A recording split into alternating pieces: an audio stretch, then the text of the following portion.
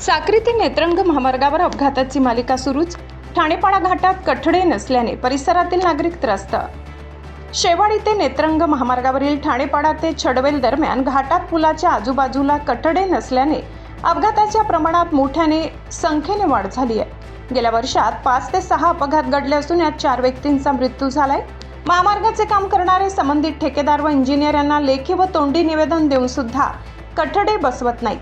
यामुळे परिसरातील नागरिकांमध्ये संताप व्यक्त करण्यात येत आहे. यावरून संबंधित ठेकेदारावर देखरेखीसाठी असलेल्या इंजिनियरचे नियंत्रण नसल्याचे दिसून येत आहे. याबाबत संबंधित विभागाला ठाणेपाडा ग्रामपंचायतीचे सरपंच विशाल पवार, कालटेक ग्रामपंचायतचे सरपंच सौ मीनाताई गांगुर्डे, महाराष्ट्र राज्य आदिवासी बचाव अभियानाचे नंदुरबार जिल्हाध्यक्ष राजेंद्र पवार यासह परिसरातील सामाजिक कार्यकर्त्यांनी तक्रारी दिल्या आहेत. संबंधित ठेकेदाराने तात्काळ कठडे न बसविल्यास यापुढील होणाऱ्या अपघातास त्यांना कारणीभूत ठरवून संबंधित ठेकेदार व इंजिनियर यांच्यावर सदोष मनुष्यवधाचा गुन्हा दाखल करण्यात यावा अशी मागणी करण्यात येत आहे.